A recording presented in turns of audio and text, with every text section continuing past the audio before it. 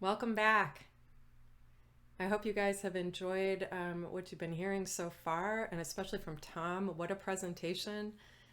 We had Robbie before that, and now next we have somebody special to introduce, somebody who I have known personally, a very smart, creative, savvy business person, Suzanne Yada, and a wonderful artist. And she is here today. She also goes by Little Spiral. She's here today to talk about an important topic to all of our hearts. How do you stay on top of your social media as a musician and not get overwhelmed by it? I know fully those huge chunks of time you spend during, the beginning of your day trying to post on Instagram and trying to get everything done. It really is a balancing act. And Suzanne is a marketing expert. She helps creative entrepreneurs, knowledge workers, and others harness Facebook and Instagram ads. So she's been doing this for some time to help people increase profits, visibility, and their impact on the world. And for artists, you're trying to gain new fans and get eyes on your music. Suzanne's also an educator. She leads workshops. Songwriting and creativity are some of those areas of focus. So we are thrilled to have her today with us. She's also going to be performing a little later on, so you're going to want to come back for that. Let's welcome Suzanne Yada. Take it away, Suzanne. Thank you so much. What a lovely introduction. I'm so excited to be here and to share this particular presentation with you all, because I know many of my clients who especially are musicians come to me because they just need help. They just need to not feel like they have to be on 24/7, 365 days, and the good news is you don't.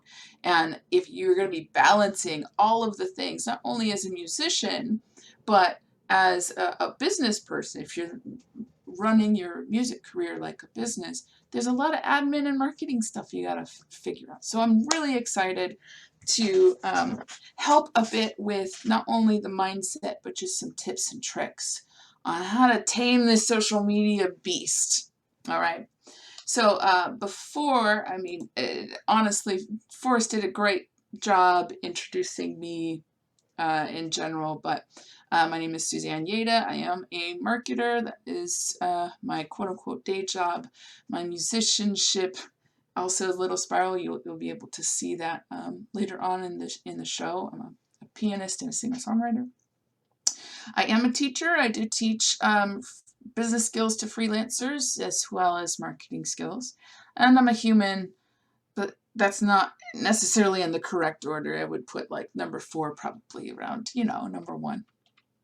I take priority in being a human first.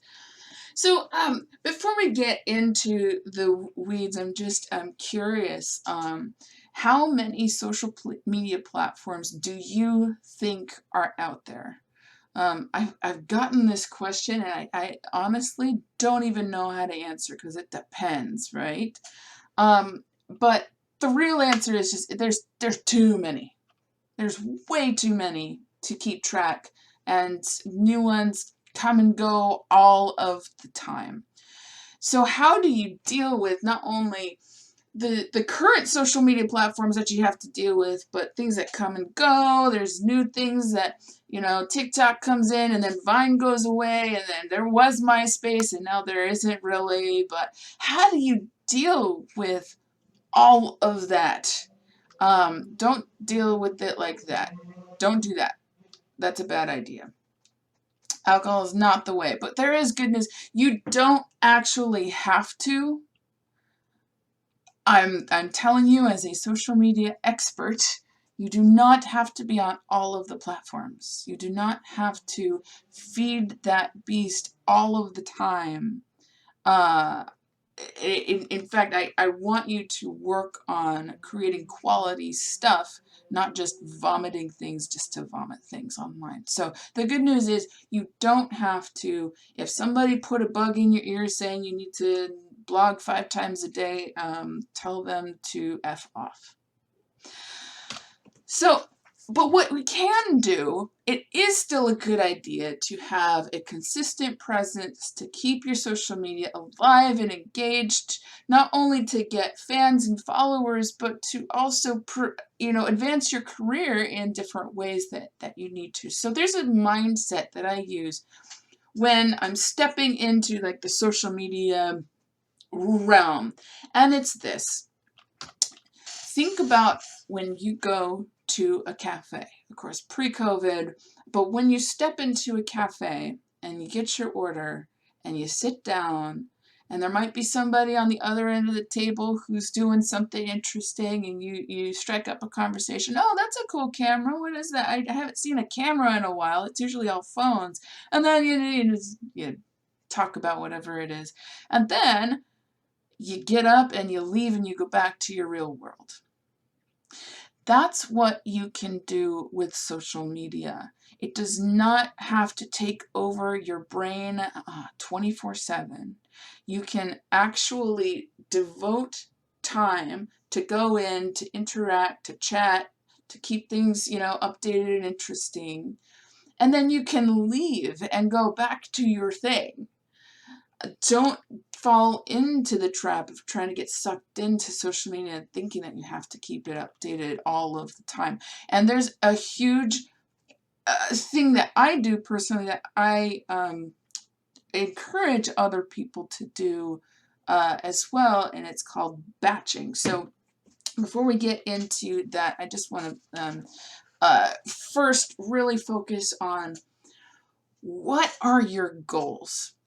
And if it's making money, gaining exposure, getting people to just hit the goddamn play button, if you are a producer and you're selling beats, if you want to boost your email list, increase your social media numbers, get signed by a label, get booked by, these are all different goals that we want to make sure you have which one is your ultimate priority. And really do pick one. Everything else can be secondary, tertiary, whatever.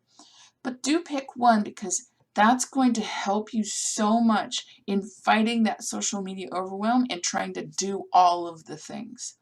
Because if your goal is to sell beats versus getting booked by a venue if you're a live performing musician, your social media tactics are going to be different, and that means you can ignore all of the other stuff that doesn't get you to your goal. So you want to think about your goals, and I would recommend, if you're just starting out and you don't have a whole lot of followers, just getting people to hit play is probably, just getting people to listen to your stuff is probably your number one goal. If you have some followers, you have some traction, then start thinking about monetization, blah, blah, blah, blah, blah. But, so that is, if you have not seen this before, what a sales funnel is, let me explain it to you, and this is how it's related to your goals. So your goal is that thing at the bottom. There's a huge swath of people out here. Over here on the left, I hope I can cuss on this, but I call this flying fuckland, because here are people out here who don't know you and don't give a flying fuck. So I apologize if I've hurt your ears, but those are the people who don't know you exist. They're just flying out there. We want to get them into your world bit by bit, right? And apologies if you've seen this metaphor or seen similar slides before, but we want to get them into your world. And at the top of that funnel, they're just coming on down, you make that the easiest ask.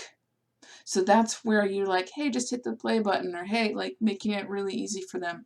And then you start making the bigger asks. Hey, why don't you sign up to my email? Hey, can you follow me on Spotify? Hey, I've got a show.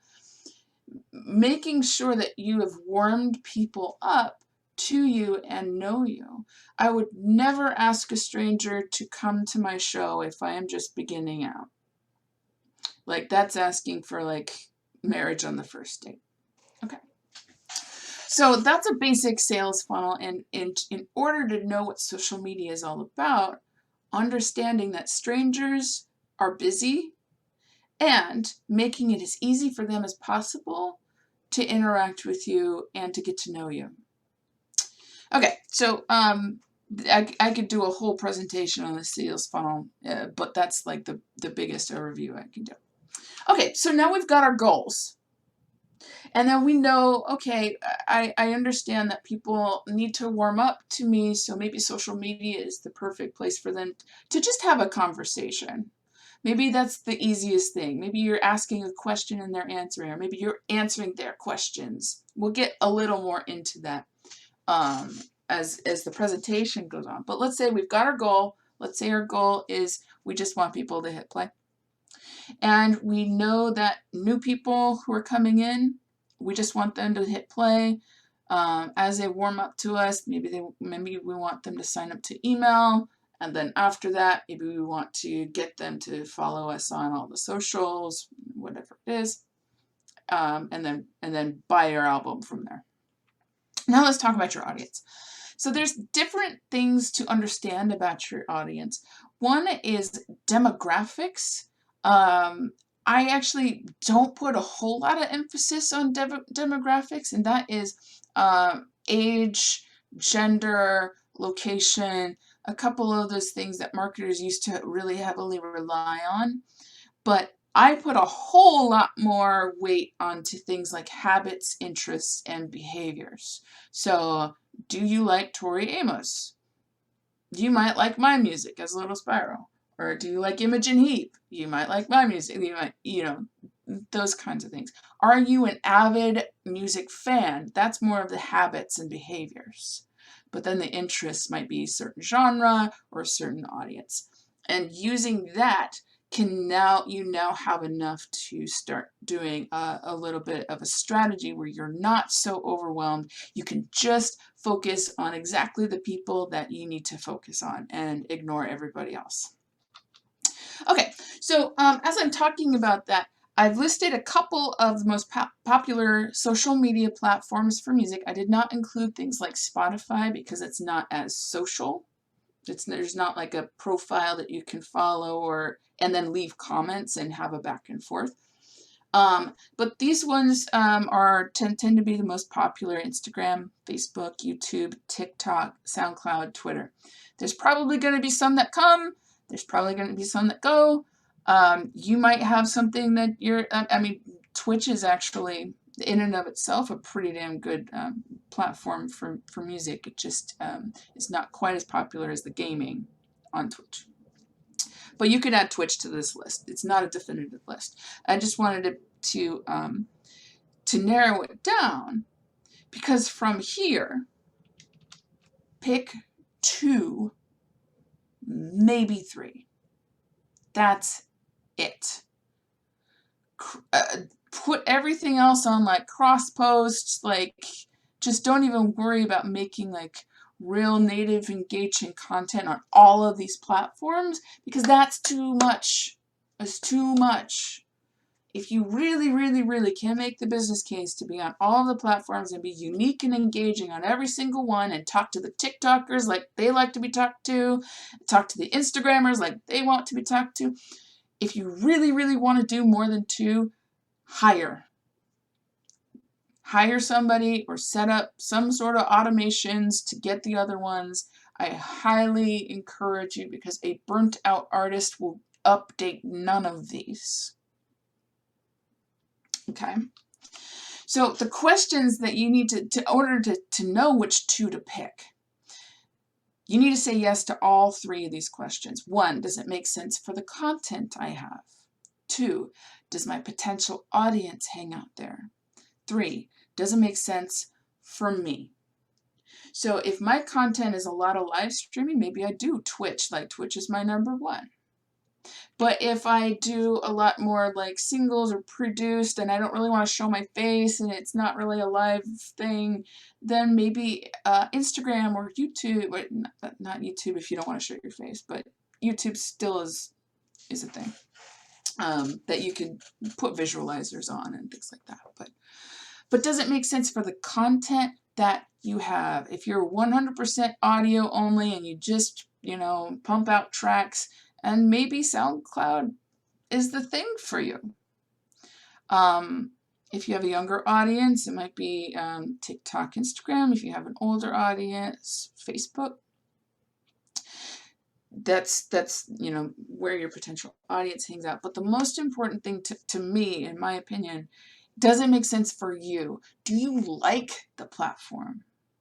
Because if I'm here and I tell you, you should totally be on Twitter, and you freaking hate Twitter, people will pick up on that. So don't use Twitter.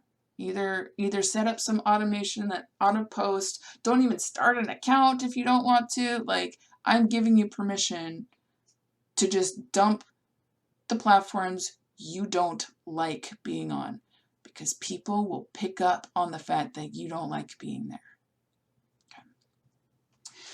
Similarly, it's like when somebody asked, what's the best exercise regimen? It's really the one that you can keep. It's the one that you can stick to. Like, if somebody told me you should totally be rock climbing right now, I'm like, thanks, I will never do that. That's not my jam. But if somebody said, hey, go swimming, I love swimming, and I'll do it because I love swimming. So picking the routine, picking the social media that you can keep to, that you actually like interacting with, and as long as it makes sense for the content you have and your people are hanging out there, do it. That's your main one. Everything else you automate or hire some professional to take care of the rest. Okay, so now we have some groundwork. Now we can actually start breaking it down into like a 3-step system where I'm going to talk a bit about this batching thing if you haven't heard of it before. But there's ways to do this that is both live and timely and also kind of more evergreen and sticks around for a while. So let's break it down into 3 steps. 1, you can create so much content ahead of time. And just, I like to do it weekly. Just set aside some time every week and schedule things out. You can create more content ahead of time than you think. So at least that's carrying a lot of the weight, where you're not having to be in the 24/7, 365 mind space. All right? Finding the right followers is step 2.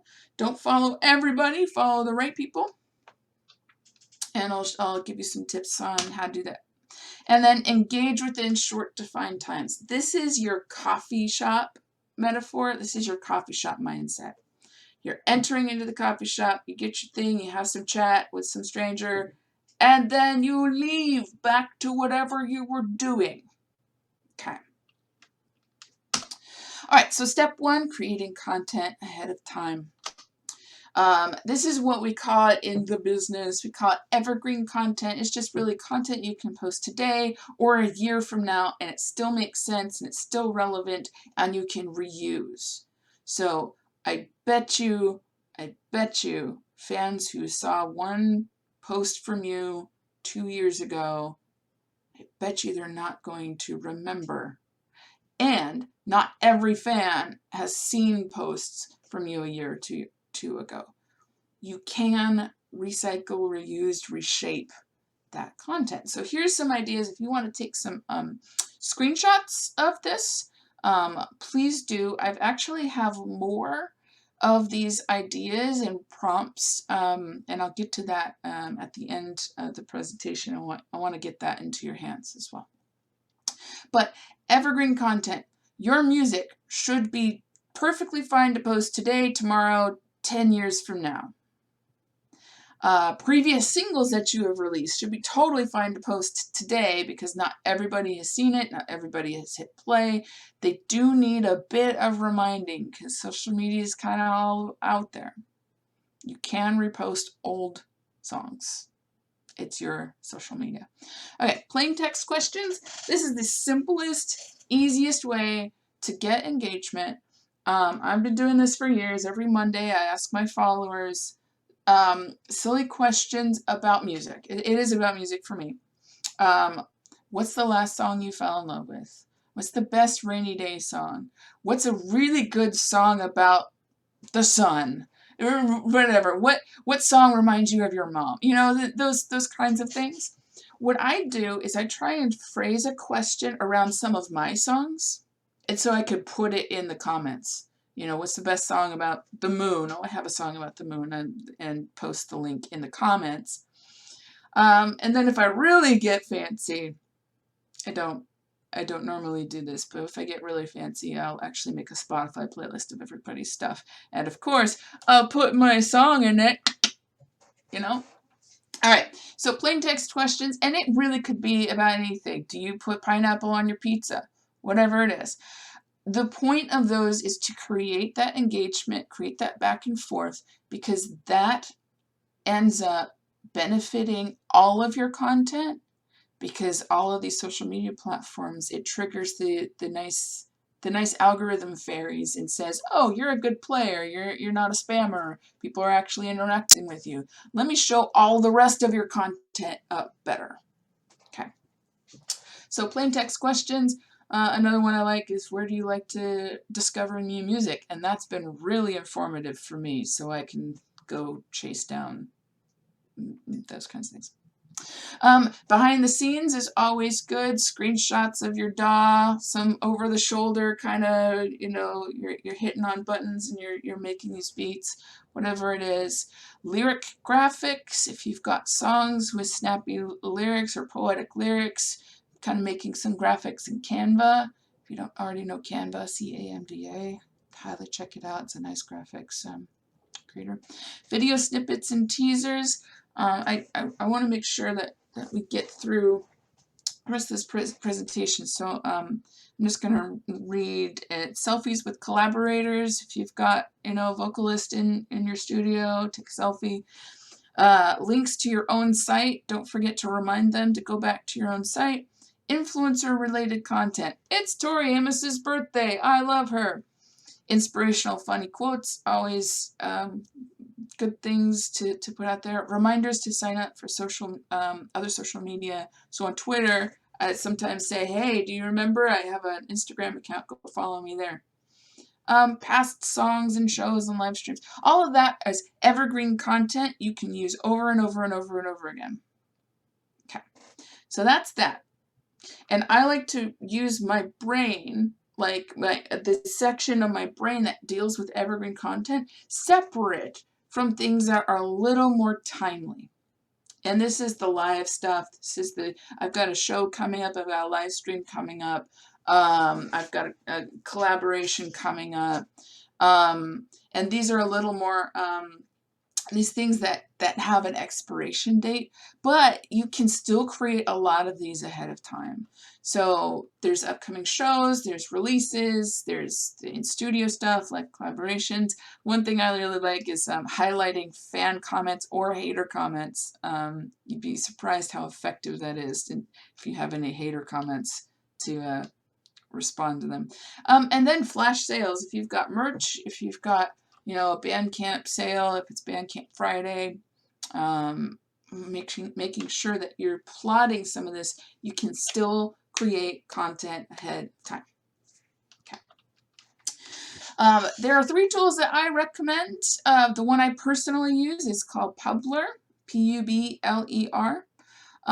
They do have a free, all of these tools have a free level, so you can get started and kind of check it out. I like Publer for because they allow you to recycle content. Like I said, you know, some of this stuff you can use over and over and over again. You can schedule it to a year from now, 3 months from now, whatever it is, and recycle the same post into the future. And that's really helpful for a lot of this stuff, like those plain text questions. You can just ask again in 3 years and people will have different answers. Buffer is a popular one. It's a nice auto scheduler. You can just kind of like put things into a queue and Buffer will automatically schedule them. It'll do its magic. So that's a popular one. Later is also a popular one, especially for Instagram if you have visual content.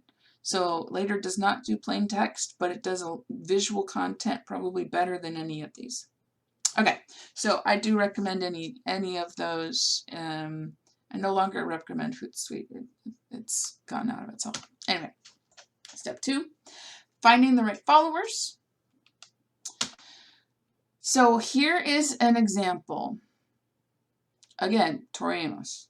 I'm going to go find some creator who has a following who would love me. I think Tori Amos's fans would be huge fans of mine. I'm going to go to Tori Amos's social media. And I'm going to go see who's interacting with the most recent posts and in those comments.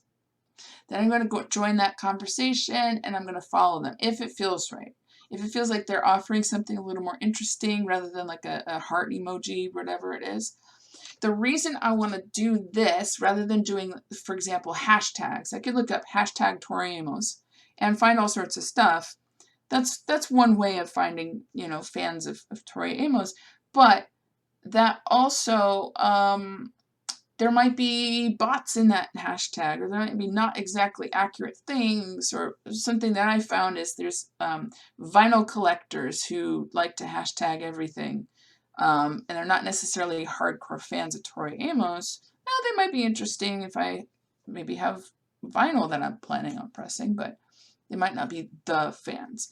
I want to talk to the fans who are active on social media, who are really hardcore fans, who want to be, who have shown themselves to be huge, music fans, and I want to talk to them. If it feels right, I follow them. If it doesn't, I don't.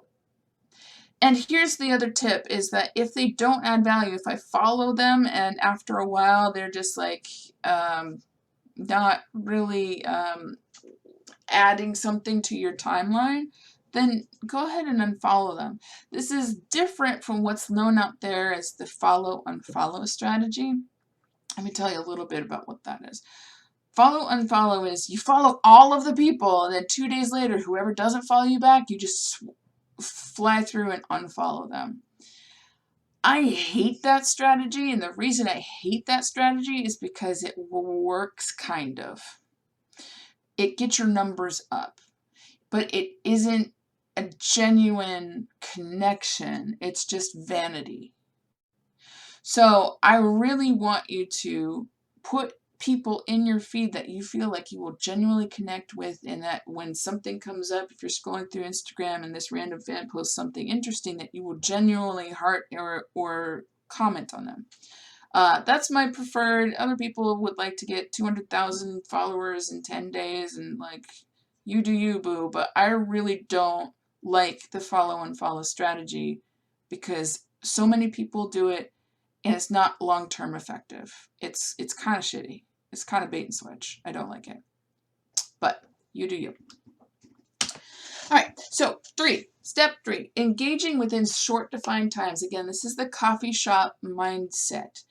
And to take it to a next level with your connections on social media, this is if you have time and you really want to deepen people into your funnel. So remember, on the top of the funnel, it's just like, hey, hit play, have fun. But if you're wanting to take people to a next level quickly, this is what you do. You start interacting. Sometimes it's casual. It's your like, or you star, your heart posts. You repost other people's content. You respond. Even one-word responses or emojis are okay. But the one-on-one messages can be a real game changer. They can also take some time, so you do have to put real limits on your hours in the coffee shop. And that's all on you. But you can do this whole regimen in half an hour a day and nothing more. Okay. So let me talk a little bit more about this one-on-one. So remember those fans, that Tori Amos fan that was like a super fan in the comments, and I followed and I had a conversation in that thread. I also recommend having a conversation in the thread so they know, they see your name in that thread and you go, oh, that was the person from that thread. When they follow you, when you follow them and they make that connection. So I'm talking with them on the thread, and then afterwards I send a message, but here's the kicker to make it not spammy and actual genuine conversation. Do not send any links, please. Do not. So an example was, hey, I saw you like Tori Amos. They're a huge influence of mine. What other art do you like? What other songs do you like? What other music do you like? And then have an actual freaking human conversation with these people. And then you send a link if it feels right. So example messages. I love Tori Amos. They're a big, what's your favorite song of hers? Oh my God, Kinda Like Sneeze. Oh, I love that song too. Actually that song happens to be sampled in this other song, or there might be a way that you can take it from there. There might not be, but examples of replies, you might say, I love them too. In fact, I made this thing and it was totally inspired by them. Oh, I dig your taste. I think you might like some things that I made. Can I send you a link? You're getting their permission. Let's talk more. I'm going to stream live about this. Want to join? Or how about we collaborate on something? That's really like if you really are vibing and they're also a creator and there might be something cool there. So private messages, be very careful because people don't like spam, especially in DMs. And they don't like DMs from strangers that just start with hi or hey. No, don't do that. But actually bring that up. I have done this in Twitter, and it's surprisingly effective. And I've made some new friends out of it too. And I see them on Twitter all the time. Okay, so to recap. I can't believe I actually did this in a half hour. I'm proud of myself, damn. To recap, step 1. Create content ahead of time. This is both evergreen content and timely content. Then start organizing it into a calendar and schedule it. You can use a tool like Publer, Later, or Buffer to do that. Step 2, finding the right followers. Find those artists who have an audience that will love you and interact in their comment section. Be genuine. This is more of the slow, genuine build. If you're looking to get 200,000 followers in 10 days, like that, this is not the method for you. Go do some other black hat thing. There's ways to get a bunch of followers at once, and that's a whole other presentation. This presentation is focused on genuine social media building, fan by fan, person by person, without overwhelm. You can also do Facebook, Instagram ads, which you can also talk to me separately about that, but that's another presentation. I have like 15 presentations I could totally give, but this is the one that I'm containing because it's focused on breaking through overwhelm. So you're finding the right followers, you're finding artists who have an audience who love you, you're interacting in their comment section, and you're engaging within short defined times. You interact, you post, you respond. Keep it to less than half an hour a day. That's it. You don't have to be 24/7 feeding the monster, feeding the beast. But I do recommend at least, once a week, setting aside a couple of hours. For me, it's a Sunday morning because I'm doing nothing else, and it's just even an hour. Scheduling the posts for the week and getting that off of your shoulders so it's just automatically doing its thing for you. You don't have to think about it. Okay. So if you do need a little more help, as I was telling you, I do have a regular scheduled time where I just sit down and do the thing. But it took me a while to get there because it's one of those things that I'll put it off. Something else is more urgent. Something else is more important. But what I have found is having an accountability group, an accountability partner, some people to co-work with, and just some extra hand-holding and some help has really helped me show up for this piece of my artistry. This is an extension of my artistry. This is really extension of me, of my music. Like I could make music in my room all day, every day, but what does it do unless it's not heard by somebody? It just stays in my room. So this is a huge piece that is important, and I just keep putting it off, I'm an expert in this, and I keep putting it off.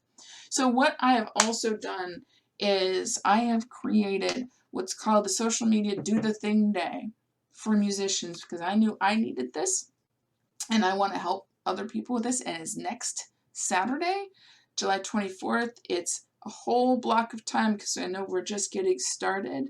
To keep it ongoing, it should be an hour, 90 minutes max to do this batching. But for this, as we're getting started, it's 11 a.m. to 3 p.m. and it's also going to come with a little bit more focused strategy. It's also going to come with a whole container full of content. I call it the content starter kits. So there's different things like questions, there's different inspirational funny quotes, there's different things that you as a musician can turn into social media content that's evergreen. So I'm going to give you all of that. I'm going to give you extra prompts that you can use so that you can go through your own archives and start either creating new content or finding old content to put back into your queue. And I'm going to give you a list of that.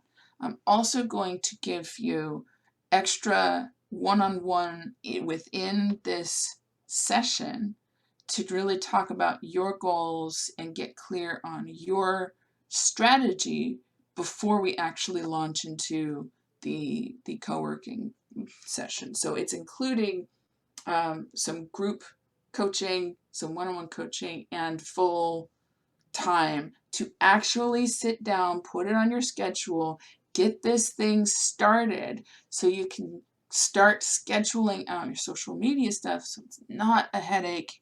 It's not this overwhelming thing. So you'll get grounded guidance on your social media strategy. I'll do that. You'll get extra prompts, content starter kits, that focus time to actually do it. So you're going to leave the session with some social media already pre-scheduled that you don't have to worry about ever again. Professional help and feedback anytime during the day. You can interrupt me. There's a friendly community of other musicians to co-work with. You will also have an opportunity to get discounted one-on-one time with me. I normally charge about $200 an hour. But you'll get that for half off. For half. I said half. And you'll have a huge weight off of your shoulders. So there is a 50% off to everything with this code SVMP. And the address to get to book it is musiciansdothething.yadacreative.com, which is an awkward URL. But it's what it is. And I only have 6 slots because I want to keep it small and focused so that I have time to go through everybody's strategy and everybody can also get to know each other and see what you can do with that. So 50% off with code SVMP at musiciansdothething.yadacreative.com. If you want to take a screenshot, if you need that URL again, I can totally get that. Again, that's next Saturday, July 24th, 11 a.m., 3 p.m. Musicians do the thing. Okay, so I do want to leave room. I do believe there is extra room and time for Q&A. Is that true? So I'm going to leave that on. That is true, Suzanne. Fantastic. Awesome. Why don't we go ahead and I'm going to field some questions. So we've had quite a few in the chat, and I think there are a couple others we could address too. Great. But I think we'll start with one that is really more focused on just even understanding your identity. Even that can be a little bit tricky. I mean, There are thousands of genres, literally, and finding your people. So the question is, how do you know what category or audience your music fits into? That's a great question, and it does take a little bit of research. For example, finding the right artist, like your sound-alike artist, has always been kind of a challenge because it's like, I sound like nobody. But if you can like combine the two, let's say you have like Dead Mouse, Imogen Heap, and James Taylor. I don't know. Like, you can't kind of triangulate between those. There's also an extra workbook that if you email me, I'd love to just send it to you. It's called Getting Clear on Your Music Career, and it's gonna take you a little more in depth, like step by step, on like, why did you get into music? Who inspires you? Who do you think you sound like? And then there's also just simply asking around. There might be other people in that chat there, who can help you identify if there's any artists that they remind that you remind them of. Be having just a little bit trouble with my video feed. I kind of keep freezing, but we'll go as long as I'm not, as long Okay. as you can still hear me. Yeah. Okay, so another one that was asked in our chat was, what kind of tips do you have about testing the waters on social media and knowing what audiences that you attract? Hmm. Are there anything, specific things to just kind of get up and running and seeing like A/B? How would you recommend doing that? Yeah, yeah, it depends on the platform, but social media is in general a place where you can start throwing spaghetti on the walls. If you wanted to get like really into like the testing and the A/B and all that, um, I do recommend, sort of with hesitation. I do recommend trying out like a $5 or $10 Facebook or Instagram ad, and getting some targeting in and just comparing and contrasting. But with hesitation, because it really does take a little bit of finagling to get that right. But if outside of paid ads, um, there are ways to, when you talk about testing and you talk about like measuring, that you do have to have some sort of metric of success. Like, what does this test, if I do this test, what's the success?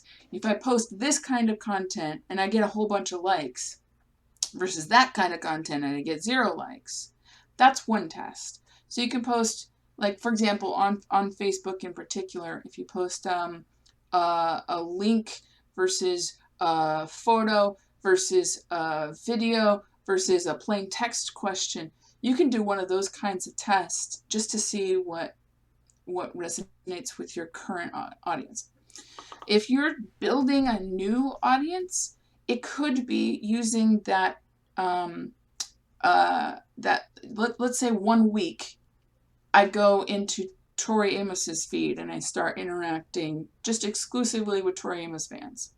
And then the next week I go into Imogen Heap's feed and then start interacting with Imogen Heap fan. And I can test 1 week versus the next just to see what are my engagement levels like with one artist versus another. That's one way to do it. Cool. Okay. And another question that we have, I think we're all having this question. You have talked about time boxing and maybe spending just 30 minutes and being able to accomplish things. And we were talking more about the actual act of interaction.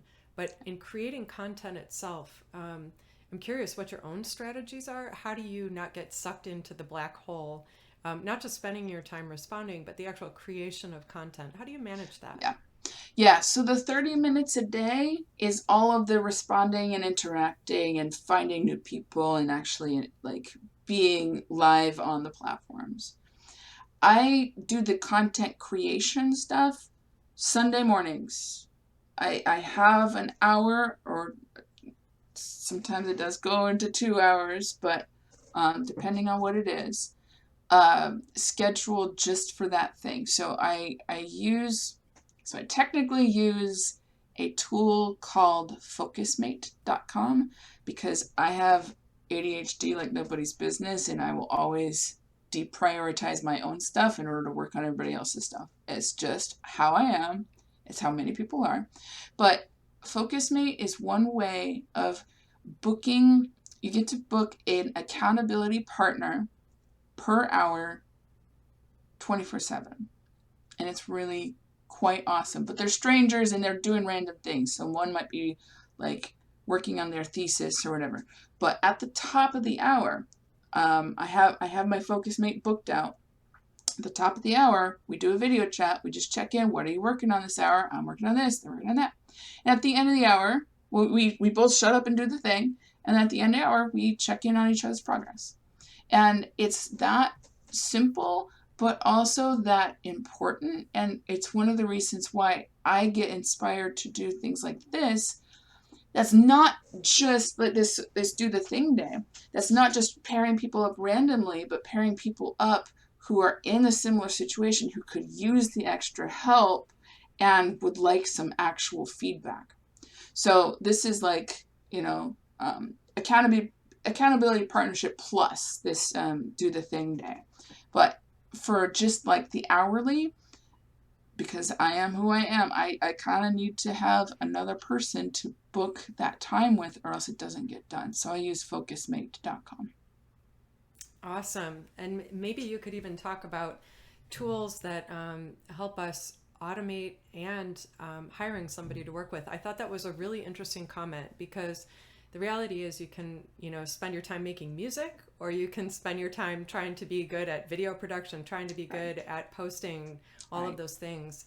And we have Fiverr and Upwork and other options like that. Maybe you could talk about some of the tools that excite you in those areas. Yeah, for sure. So there's a couple of extra things, like, there's always the option of hiring a virtual assistant. So here's my overall kind of thing. So many artists get really hung up on getting signed to a label, when a label pretty much functions as like a loan, like a bank loan, but they have all the creative control. What you'd rather do is maybe kickstart and get that funds in your pocket and hire yourself, because a label will provide somebody who, knows the marketing, and people get a false sense of idea that, oh, if I get signed to somebody else, or if I get a manager, somebody else will take care of it and I get to take care of the music. Having a little more control on your own creative outlet, because social media is part of a creative outlet. It is part of your music. And so it does need to be tended to. And within your control. If somebody were to tweet on my behalf and tweet like things I really fucking hate it, like in a way, and it has like all these misspellings, like I don't want to represent myself, and I can't make those one-on-one connections if somebody else is doing it. But at a certain level, you do need to start hiring after you get a certain number of followers. So I do recommend Fiverr. I do recommend Upwork. If you wanted to, for example, video production, you want to make a lyric video, you may have to hire a couple of people in a row, because it's really inconsistent on those platforms. So just making sure you've got a budget to, don't just keep with the first person that you come across. Because while they might do great work, they might be slow, or there might be miscommunications, and there might be a different style that you just don't like. So when doing Fiverr or Upwork, or hiring your kid's sister or whatever it is, you get the opportunity to have a little more control on your artistry, rather than just assuming somebody else is going to do it all for you. And I do see social media as an extension of your artistry. So even hiring out, because you have that feedback and that relationship with your subcontractor, you still have the artistic control. And you personally are a one-stop shop, and somebody who could help with a number of those, aspects. If I can't help, I know who can, and I can refer you to who can. Mm-hmm. I think we'll just wrap up by asking you, where can we get your other presentations if they are available? Yes. And where could you be emailed for a workbook? Yes. So let me put that up on this here. Actually, let me just do a quick edit and have this up. Suzanne at yadacreative.com. Let's put that up, and there it is.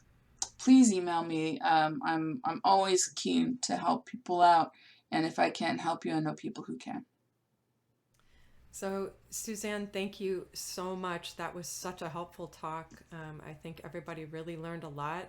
Great. And we are looking forward to you coming back, not as Suzanne, but as Little Spiral to perform for us. I'm going to put my I believe- superhero cape on.